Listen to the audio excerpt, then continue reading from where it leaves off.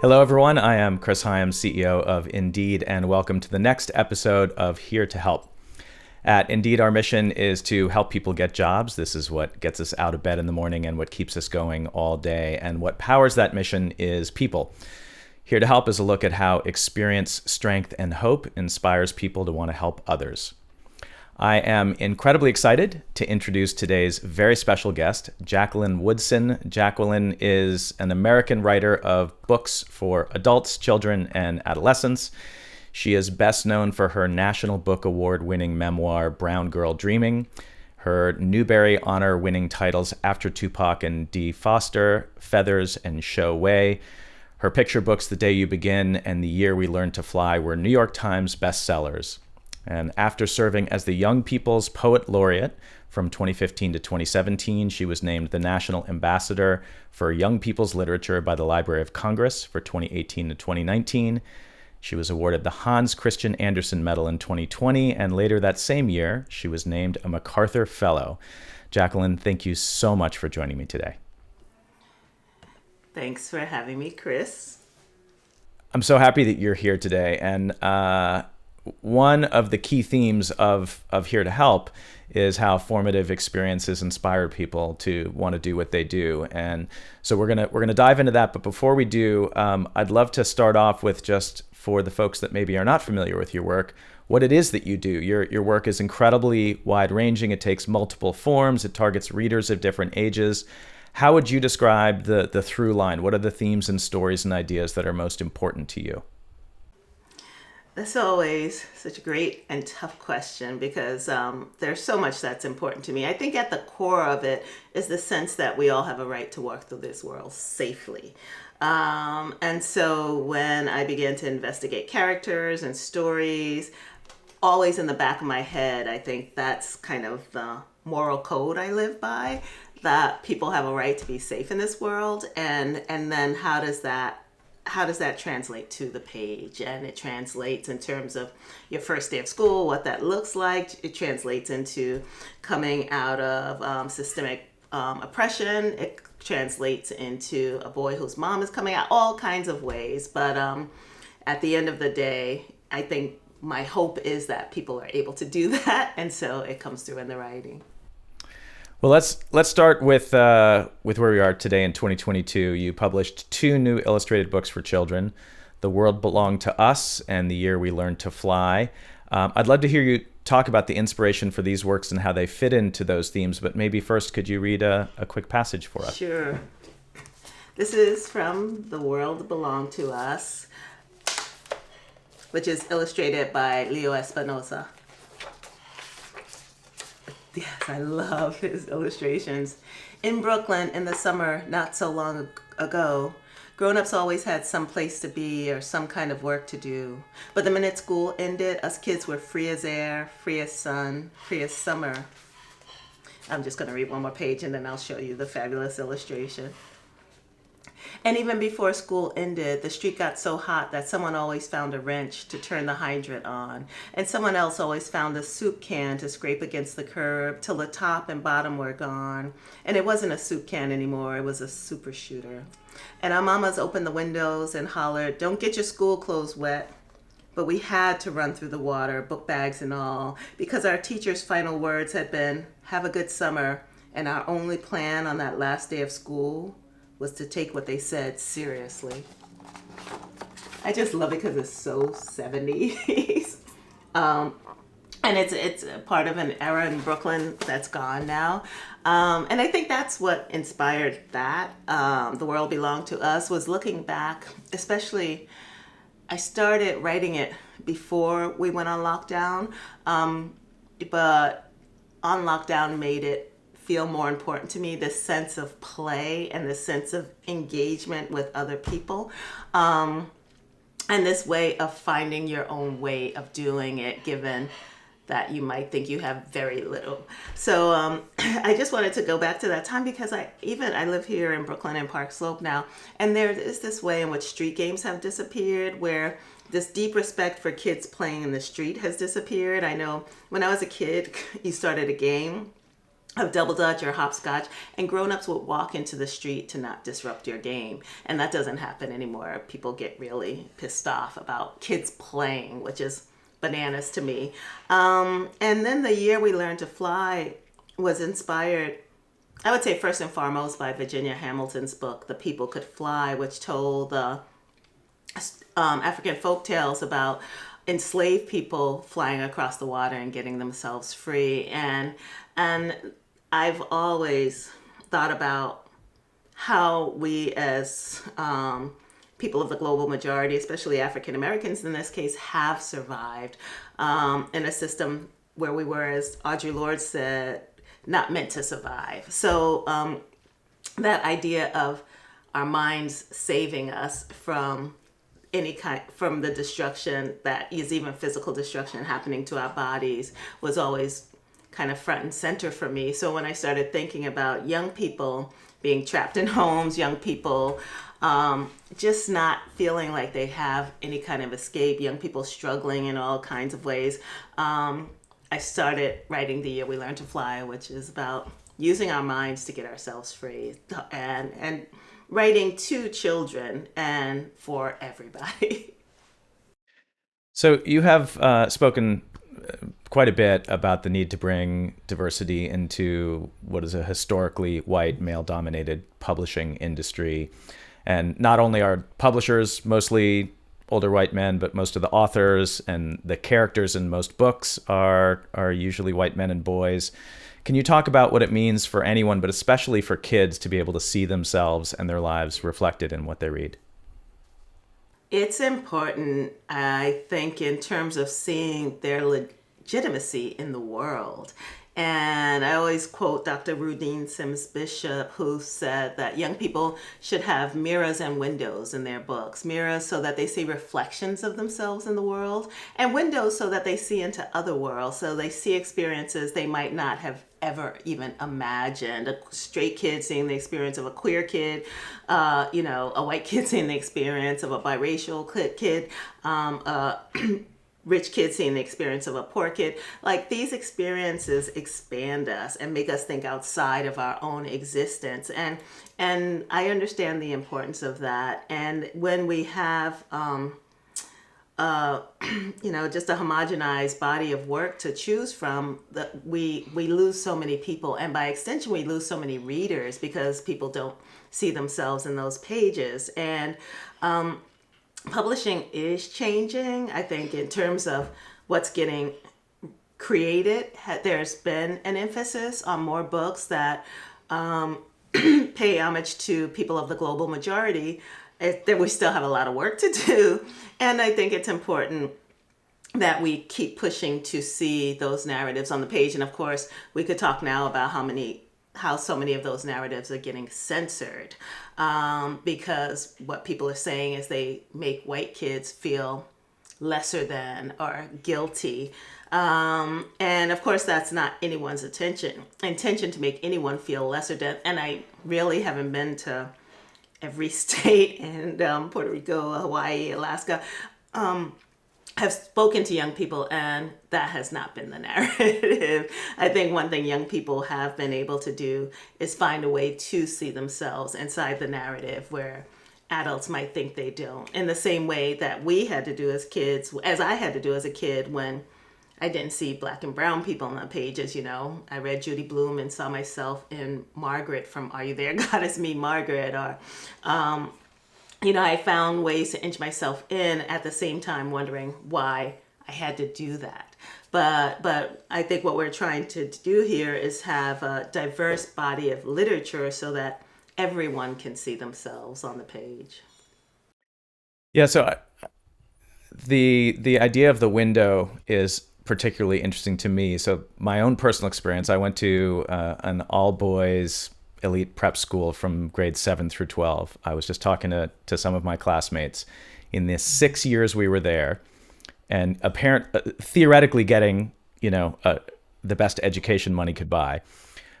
We read a single book written by a woman. It was Pride and Prejudice. We read one book, and this is kind of a stretch, that was not by a North American or European author. It was the Old Testament. and 0 books by any authors of color.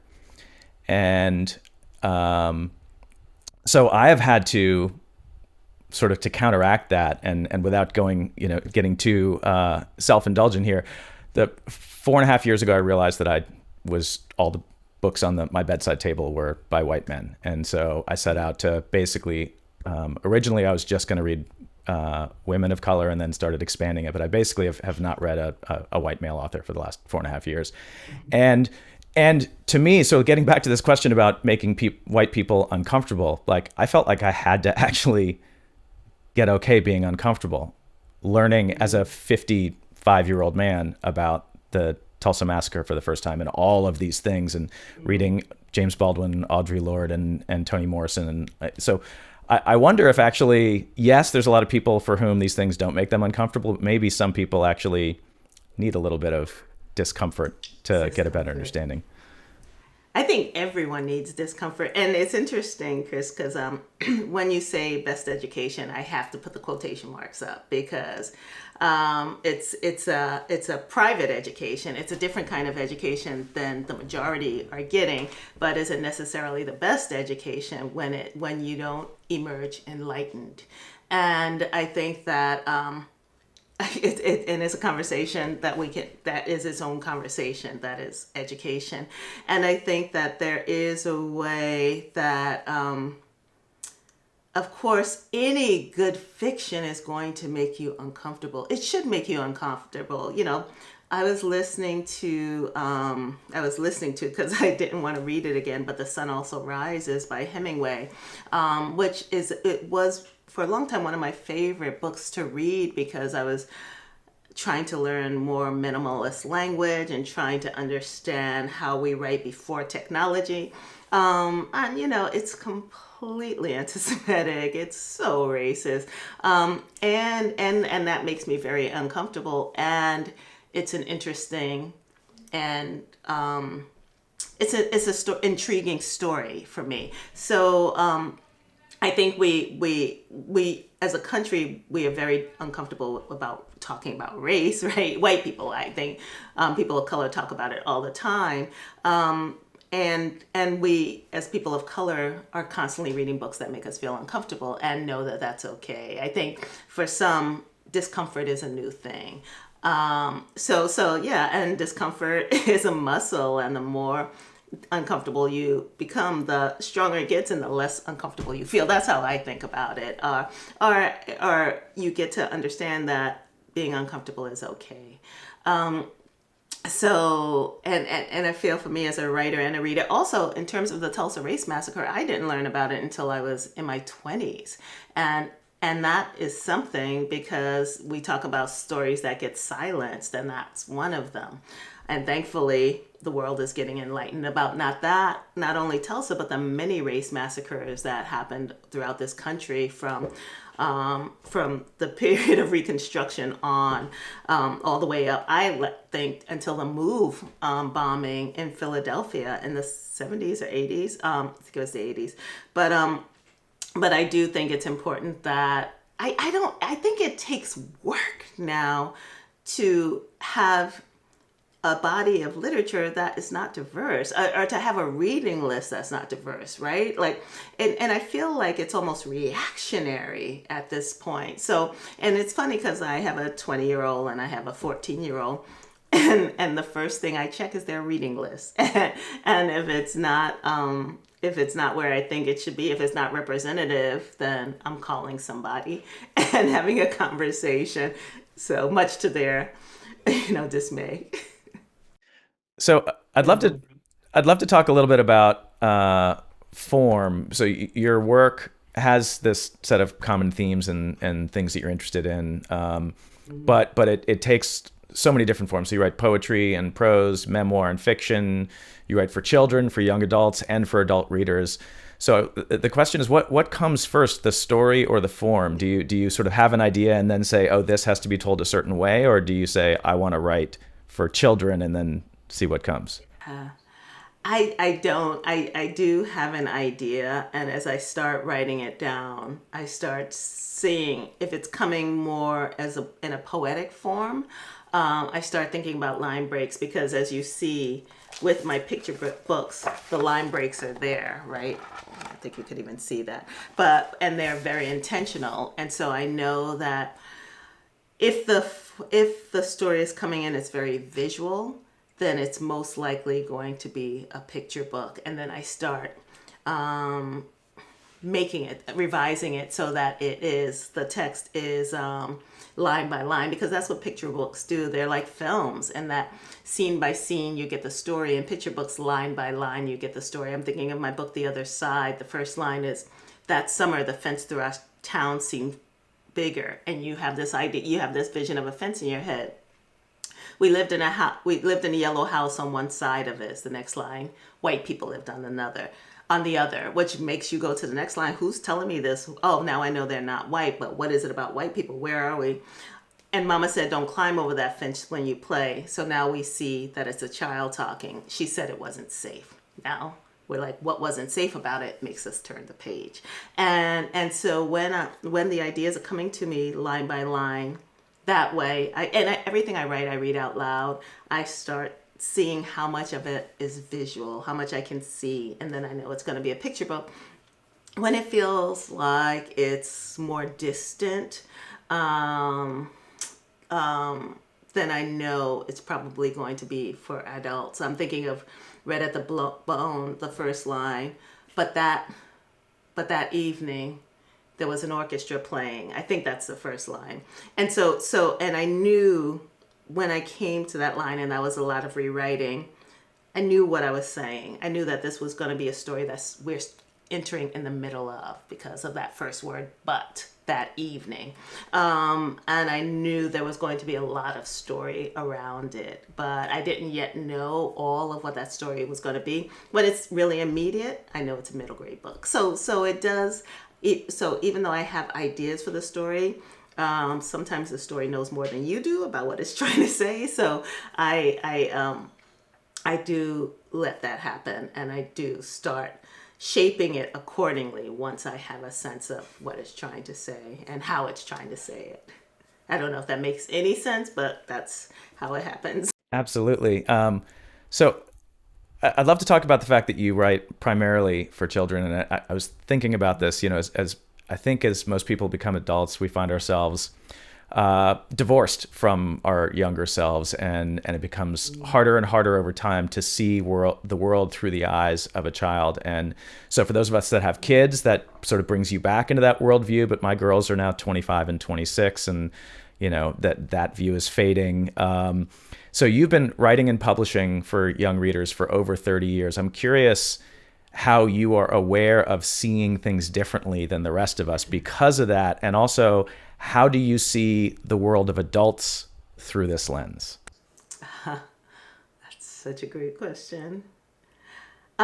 Well, it was Madeline Lingle who said, when you write, you should write remembering the child you were, because the essence of childhood doesn't change. And I truly believe that. And I think for so many adults, adolescents, and parts of childhood were too painful to remember, so they've forgotten them, which I think is a travesty, because when you go back into that period, there's so much healing that can be done just by turning inward, facing it, and for me, writing and making the people who felt like they were losing the heroes, and so, which feels very powerful and empowering to me.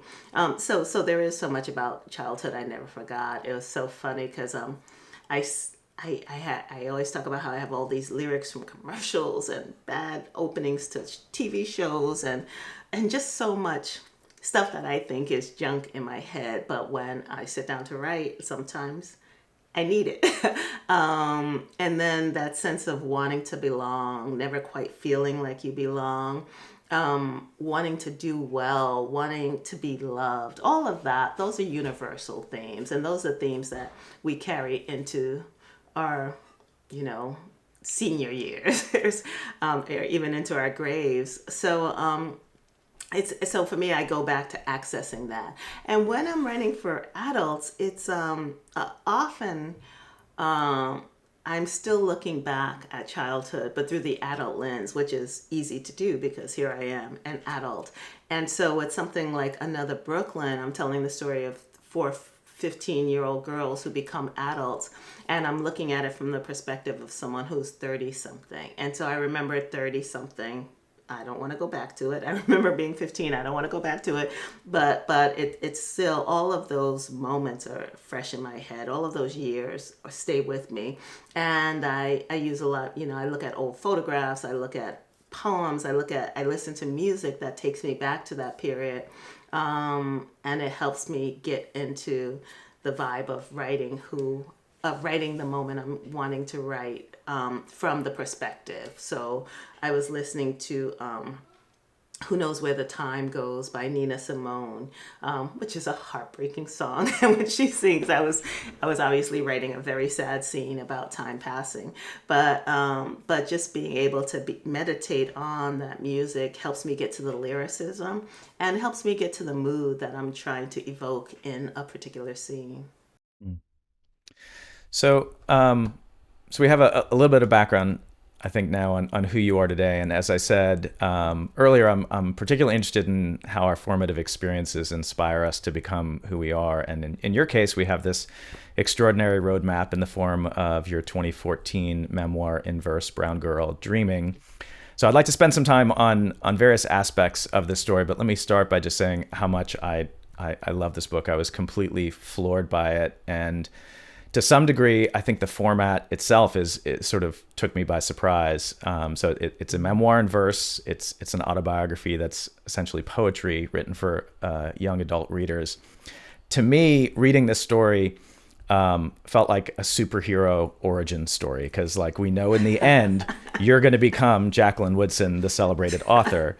But you start out as this kid, but not only a kid, but you were a slow reader, and you compared yourself to your older, and at least as you thought at the time, smarter sister. And so there's that, that moment when you get the first composition notebook, it feels like the bite from the radioactive spider. And so I'd like to ask you to read a passage from this also, but then I'd love to hear you talk about this origin story. How did you find your voice and identity through the making up of stories and reading slowly and carefully? That's such a great metaphor. I never thought of myself as a superhero. I love that. So this is from Brown Girl Dreaming, and this is The Selfish Giant. In the story of The Selfish Giant, a little boy hugs a giant who has never been hugged before. The giant falls in love with the boy, but then one day, the boy disappears. When he returns, he has scars on his hands and his feet, just like Jesus. The giant dies and goes to paradise. The first time my teacher reads the story to the class, I cry all afternoon, and I'm still crying when my mother gets home from work that evening. She doesn't understand why I want to hear such a sad story again and again, but takes me to the library around the corner when I beg, and helps me find the book to borrow. The Selfish Giant by Oscar Wilde. I read the story again and again. Like the giant, I too fall in love with the Jesus boy. There's something so sweet about him. I want to be his friend. Then one day my teacher asked me to come up front to read out loud, but I don't need to bring the book with me. The story of the selfish giant is in my head now, living there, remembered. Every afternoon as they were coming from school, the children used to go and play in the giant's garden. I tell the class, the whole story flowing out of me right up to the end when the boy says, "These are the wounds of love. You let me play once in your garden. Today you shall come and play. Today you shall come with me to my garden, which is paradise." How did you do that? My classmates ask. How did you memorize all those words? But I just shrug, not knowing what to say. How can I explain to anyone that stories are like air to me? I breathe them in and let them out over and over again. Brilliant, my teacher says, smiling. Jackie, That was absolutely beautiful. And I know now, words are my tingoleo. Words are my brilliance. Chills. I love that so much. So can you talk about this? How you found your voice? You thought you weren't smart. You thought you weren't a reader, and then you are. And I always say to people that you learn to write by reading. I thought of myself as a listener. I thought of myself as someone who loves story, and I wanted to be a writer because I loved early on the physical act of writing. I love that putting a Jacquue, well, actually it's Jackie at that time, together made my name, and there was such a power to seeing that on the page. But I thought because I was such a slow reader that it didn't make sense to want to say I wanted to be a writer, because I just thought you had to have this academic brilliance, because when I was growing up, that was what was served to us on a silver platter, right? The A, the 100%, the academic brilliance, the being able to read far above your reading level. And I remember at that time skipping grades was really big, and all around me my friends were skipping grades, and they wanted my sister to skip a grade. My mom's like, she's not skipping, I want her to be with her age group. But it was interesting because there was a lot in the ether about being smart, and I never thought I was. And I thought that if you were smart, you can be things like a writer. But when I started getting recognized for my writing, because I did it all the time, I did start thinking that it wouldn't have to just be a hobby of mine. Like, I could make this something that I could be able to do. And I really didn't have a backup plan, which helps, I think, in choosing art as a career. But I think being against the backdrop of my sister and my brother, who were both academically exceptional, was something that I kind of struggled against in thinking about my own self-worth as someone who could contribute something to society. But stories, every time I read a story, every time I read Selfish Giant, which I probably have read 500 times, I still read it. I would say, I want to do that. This is what I want to do. And it wasn't just the physical act of wanting to write. It was the act of making someone else besides myself feel a certain way, while at the same time making myself feel that way. Every time I read The Selfish Giant, I had the same feelings. I felt for the boy. I felt for the giant. I felt the love that they had for each other. So I had such a love for the boy and the giant, and the story and the way Oscar Wilde told the story. So I don't remember who illustrated it or any of that, but I truly remember the words. And the same thing with The Little Match Girl, reading The Little Match Girl by Hans Christian Andersen, and just wanting to do that. I see this little girl freezing to death and thinking, I don't want that to happen anymore. Like, how can I rewrite this story? And so who knew that would be writing that was connected to social justice, right? Writing that was connected to activism in some way, writing that was connected to a deep moral code. I just knew I wanted to write and tell stories, and I wanted everybody to be okay. So getting the recognition and eventually becoming Jacqueline Woodson still surprises me, because I think some part of me thinks, how did this happen? And it happened because of love. It happened because I love, love, love what I do. Well, I love the idea of reading slowly. I have tried to actually slow down my reading to really appreciate. And I heard an interview with you where you said, I want more people, something to the effect of, I want more people to read slowly because it takes us a long time to write these books. And I just loved that. So I want to talk a little more about Brown Girl Dreaming. So it's clearly a story about you finding this voice, but it's got so much going on. It's about family. It's about time. It spans from your birth in 1963 through fifth grade in the mid 70s.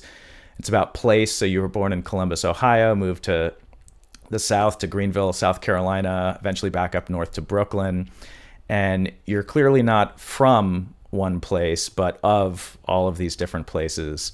And I read Brown Girl Dreaming earlier this year, right before I read Isabel Wilkerson's The Warmth of Other Suns, her amazing history of the Great Migration. And your life and the story encapsulate this whole epic intergenerational history and make it incredibly and deeply personally, which her work does as well. But so Brown Girl Dreaming completely shaped my reading of Warmth of Other Suns, and then Warmth of Other Suns gave a new dimension to your book. Mm-hmm. So I'd love to hear you talk just a little bit about the importance of place and home, mm-hmm. and what it means to you to be part of this larger story.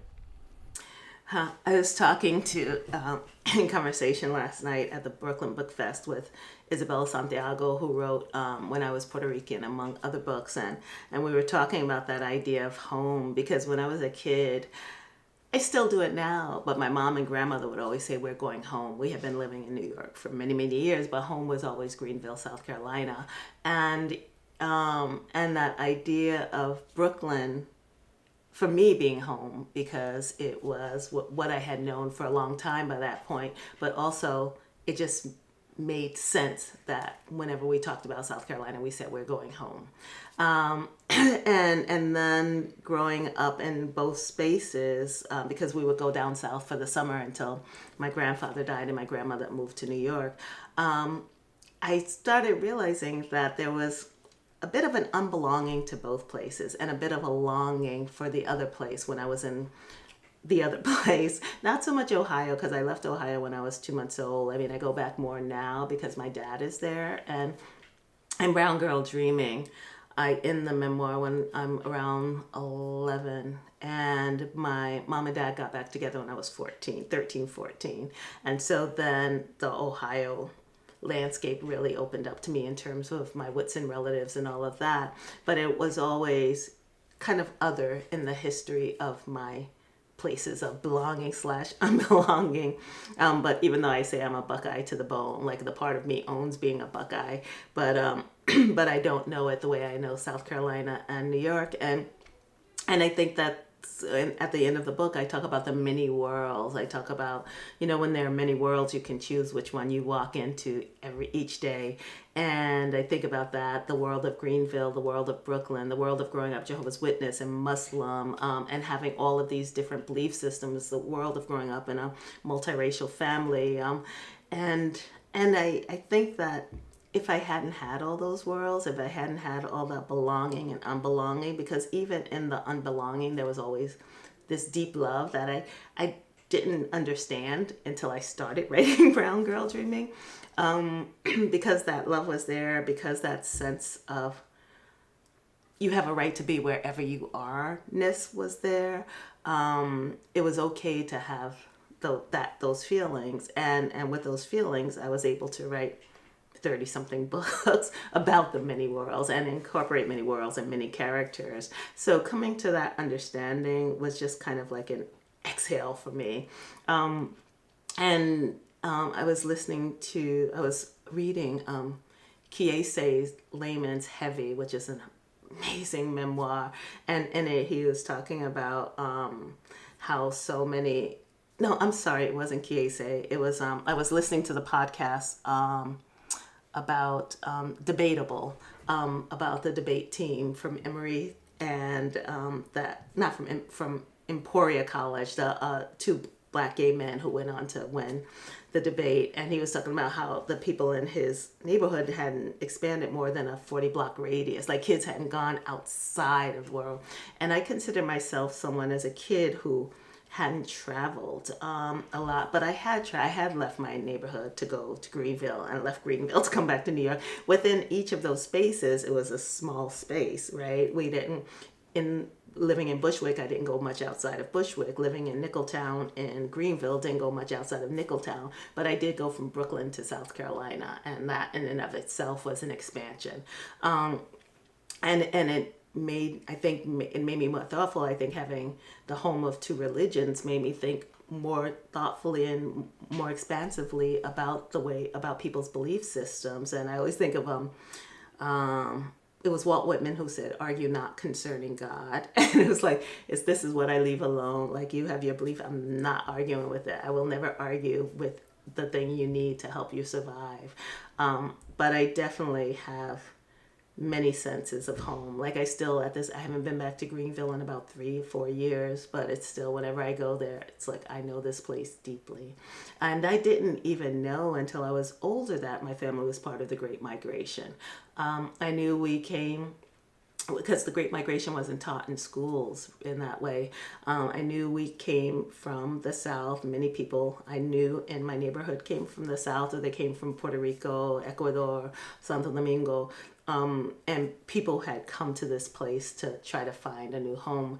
But I didn't know we were part of that revolution until I was older. And I think that matters. I think knowing that the way you move changed history is something huge for young people to have, in their backpacks, just in their backpacks of pride, just because it gives them a sense of how they have already in their DNA have an impact on this country. But Isabel Wilkerson's book, I can't read that enough either, because it's just so beautifully written and just makes me think about the struggle and again, the love. There's so much love in that book. So talked a little bit about form before, but the one thing that really hit me in that sort of concept there is in reading Brown Girl Dreaming as a reader, because it's in verse. There's both this sort of economy of language, so you're very sort of careful in word choice, and the cadence and the lyricism, but it's also the episodic nature of it. It actually feels like memories from childhood, right? So we don't, we can't look back at childhood and sort of see an entire linear progression in that same way. And so I don't know if that's just how it came to you, but I'd say as a reader, it felt like remembering someone else's childhood, and it was an incredibly powerful structure for that. Yes, it's exactly that's why it's in verse, right? Because that's how memory comes to you. Excuse me, as these small moments. Memory comes as these small moments with all of this white space around it, right? All of this unknown, this unremembered. And even now when I see a memoir that's not written in verse, I'm like, how did they remember all that in that linear fashion? So I kind of side-eye a little bit, but it's the only way that felt true to the construction of that memoir. I remember this moment, I was told this moment, and piecing them together and then rewriting and to understand the narrative arc of my life, felt like the most honest way. And it's interesting, I meant to say this earlier, so much of the fan mail that surprised me came from older white men, white men in their 70s who had played baseball. My grandfather in Ohio was a baseball coach, and he had been their coach. And they're like, my granddaughter gave me this book, and I saw that Hope Woodson was in it. And I'm wondering if Hope Woodson is the Hope Woodson of Nelsonville, Ohio. White boys between the ages of 11 and 13 who were like, I see myself in this book. And I'm like, where? But who am I to question? And a lot of older people, because it was a time they knew, they came of age the same time I came of age. And then brown girls, and when I say brown girls, I remember a group of girls from, I think they were from Mumbai, but had written me. Their group was reading it. Their group of brown Indian girls were reading it so it's so interesting the way when you have something that's deeply specific as that, how universal, how people all find some parts of themselves in it, which is a beautiful thing. So I'd like to jump ahead now and talk a little bit about recognition. So at the very start, I rattled off a list of honors and awards, which was an extremely edited down list of the many accolades you've received. If anyone wants to go and look at Jacqueline's Wikipedia page, you can see a full list there. But just to rattle off a little bit more, that includes winning the Coretta Scott King Award 3 times, 4 Newbery Honors, the Langston Hughes Medal, the National Book Award, the Hans Christian Andersen Medal, and a MacArthur Fellowship. So I want to dig into some of those in a little detail, but let me start by asking, what does this kind of recognition mean to you, and what do you think it means to others? And how embarrassing is it to read off the entire list? I have to tell you, even behind me, I have a bunch of my awards on the wall behind me, and they have always been behind me because as I'm sitting at my desk writing, I don't want to look up and see awards. On my desk in front of me, I have a picture of me, Kwame Alexander, Jason Reynolds, Rita Williams Garcia, and Chris Myers, who are my writing children's book people posse, and this is what I look up and smile and remember who's walking with me through this world doing this work. And then the pandemic hit and Zoom came, and suddenly this is my backdrop, right? Because so I can't turn my desk around because there's a bench there and I can't work on that. So at one point I had it completely blurred out, but I hate the way my face kind of moved in and out of the blurriness. So all that to say, the awards are for work that I have done, not for the work I'm trying to do and want to continue doing. I had no idea that I would write this many books. I had no idea that this many people would read it and understand what I'm trying to do. And it feels great. It feels great. It feels I think in that way I'm super shy and I had never thought the attention would be on Jacqueline Woodson. I had always thought it would be on the books, and it is. The awards are for the books, but you do have to often go and speak about it and hear people say things about you and your work that the part of me that was always raised to be super, super humble is like, no, let's talk about you.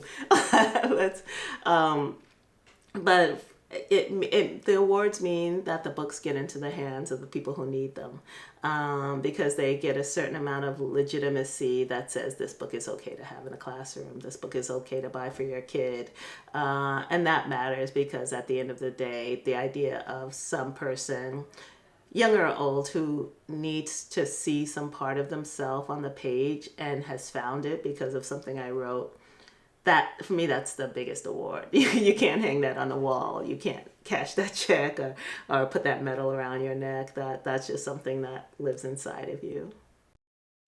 So among the various sort of areas of recognition here, you served as the Young People's Poet Laureate from 2015 to 2017, and were then named the National Ambassador for Young People's Literature by the Library of Congress for 2018 to 2019.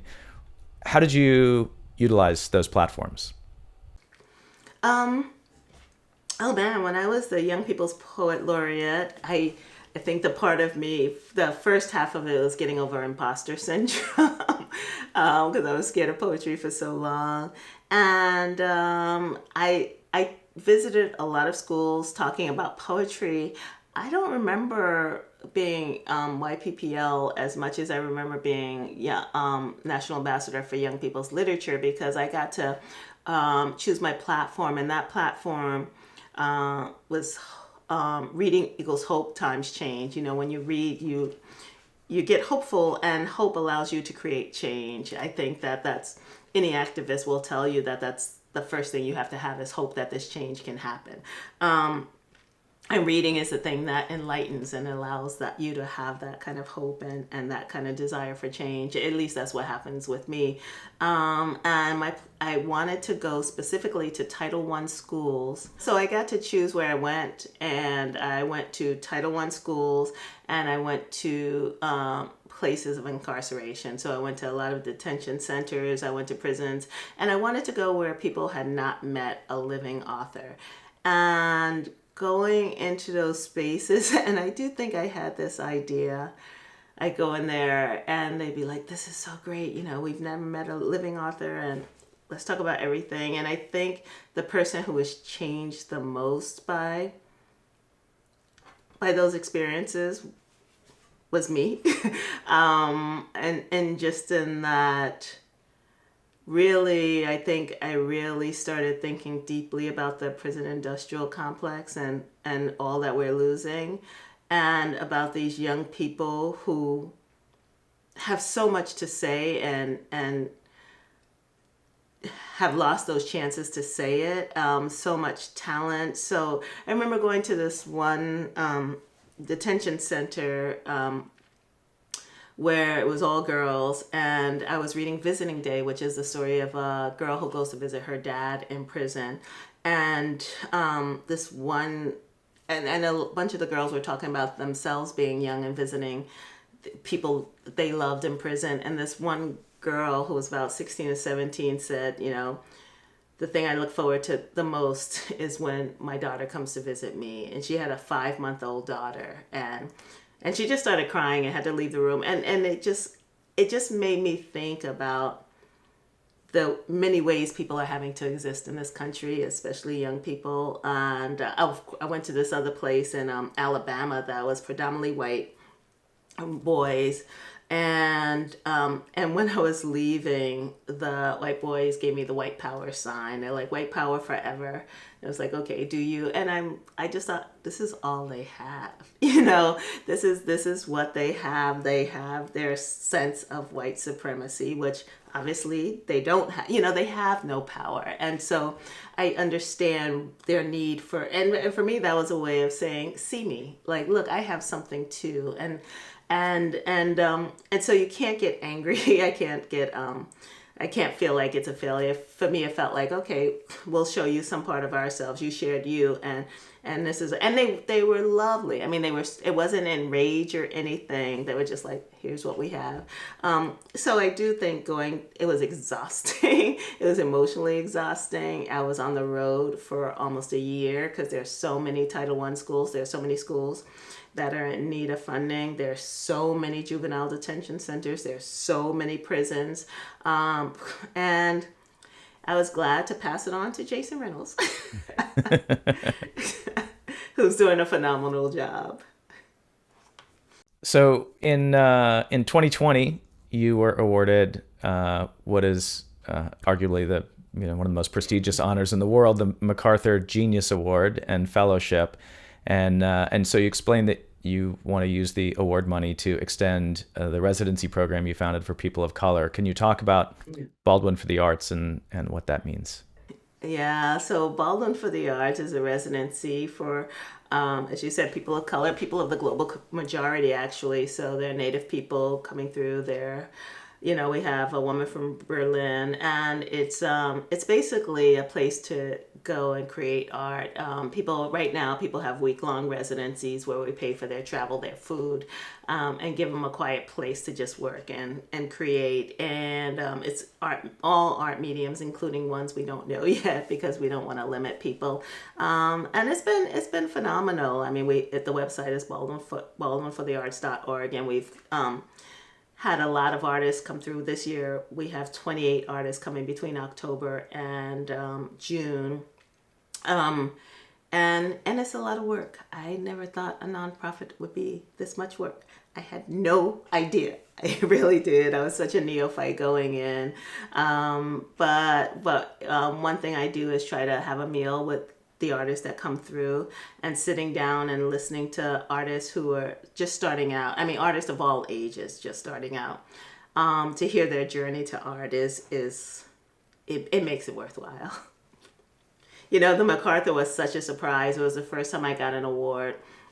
And they had called a couple of times and I didn't recognize the number. And you have no idea this call is coming, like none. Like you don't apply, you don't know who nominates, none. And I think Virginia Hamilton might have been the last children's book writer, or Angela Johnson. I'm not sure, but I didn't take the call the first 2 times, and then I picked it up, and I was just coming back from grocery shopping, and I literally got knocked off my feet. I literally sat down in a chair, and the woman, she said, "This is so and so from the MacArthur Foundation." And I knew when she said MacArthur Foundation, there was no other reason MacArthur would be calling me. So it was the first time out of hundreds of awards that I was stunned out of out of being. But it was also, and it's also unexpected money, right? So of course it's like the idea of you have to give it away to keep it is our way of thinking. And I think that I've been so, I've worked hard and I've gotten a lot of reward for the work as an artist, and other artists deserve it too. And many of my my rewards have come from being in the right place, knowing the right people, doing the right work. And the hope is that to give that kind of access to others. So before we wind down here, can I ask, is there anything that you're working on now, anything that we have to look forward to that you can talk about? I guess I could talk about, I just finished the screenplay for Red at the Bone that Hemingway is doing. I'm excited about that. I finished it a while ago, but hopefully we'll start pre-production soon. I wrote a screenplay about Ida B. Wells that I'm excited about. And I'm finishing a middle grade book, and I'm kind of in the middle of my next adult book. So I'm working on a couple of things. That's wonderful. Well, super excited to see what comes next. And as we close, I always ask the same question at the end, and I'm really interested to hear your perspective. And the final question that I always ask is given everything that's going on in the world, and especially what we've all been through over the last few years, what leaves you optimistic for the future? I think that's such a great question. I'm so glad you asked that. Always ask that. I think the fact that I woke up this morning, I think that brings me such optimism. Young people, even in their struggle, have kept me optimistic. And I think the thing that makes me most optimistic is their rage.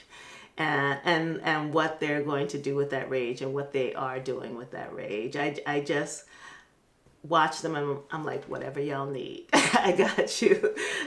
So that makes me really optimistic. I'm glad that they can take what we're presenting them with and say, not on our watch, this our grandkids are not going to have to do this. So that makes me happy.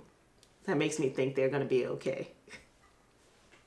Well, Jacqueline Woodson, thank you so much for joining us today. Thank you for sharing your experience, and thank you for everything you do to help brighten the world and give people new windows and mirrors.